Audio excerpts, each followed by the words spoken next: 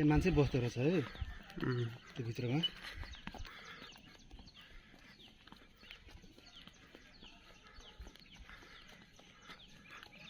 यतातिर पानी सानी पाउनु पर्ने हो एउटा किन त।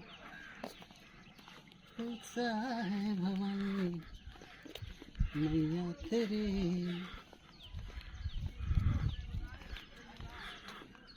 त्यो क्यामेरावालाहरू त लखडावाला केटीहरूले त्यसरी खिचाउँछ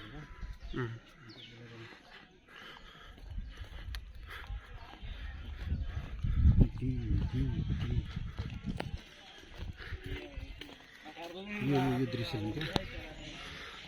सिधा सिधा गर्नु सिधा